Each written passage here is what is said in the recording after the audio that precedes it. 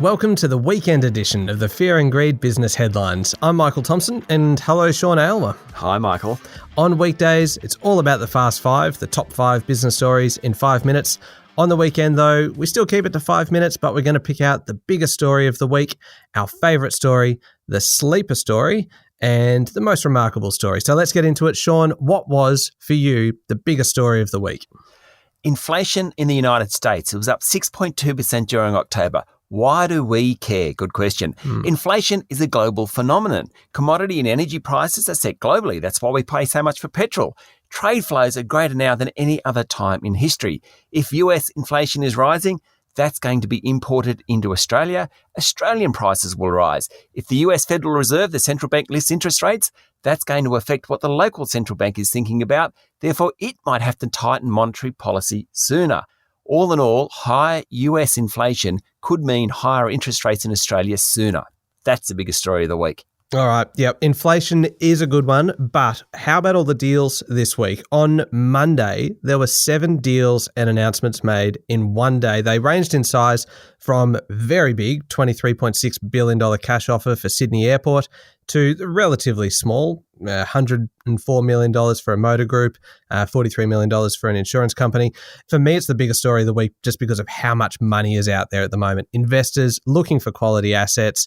So I'm grouping all of the big deals and announcements this week into one story and claiming it as the biggest. Okay, that's fair enough.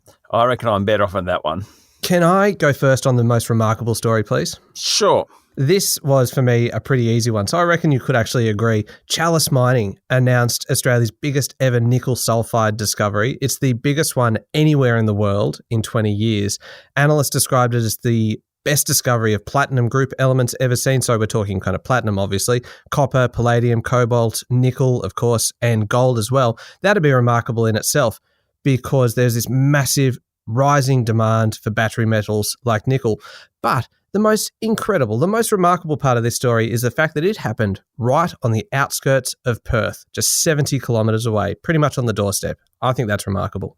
I think that's remarkable. I can't beat that. That is just such a great story this week. It certainly is. Shall we move on to the best sleeper story of the week? Yes. I think the best sleeper story was out of France. Emmanuel Macron, the president, has backflipped on nuclear power plants. To achieve carbon neutrality, France needs to embrace nuclear energy, which of course has very low emissions. Japan is going to have to do exactly the same thing. Now, they've shunned nuclear power for about 10 years, ever since the Fukushima disaster.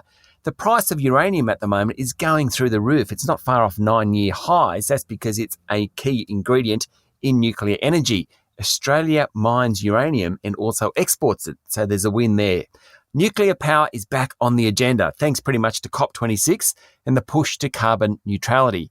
Australia has to think about it. We're going to hear plenty of it over the next few decades. I reckon because it's going to be a conversation that we'll be having here as well, that I reckon you're right, that is the sleeper story of the week. Let's move on to our favourite story, which is always the most subjective and arguably then the most contentious. What is your favourite story of the week, Sean? Well, the re-emergence of Paul Keating, former Prime Minister. He was interviewed this week by one-time adversary Laura Tingle from the ABC. Now, PJ Keating is clearly a bully with a very defined point of view, but wow, isn't he entertaining? He was at his best this week. He spoke of Australia being at odds with its geography in terms of the US and UK alliance, and as he puts it, we're still trying to find security from Asia rather than in Asia.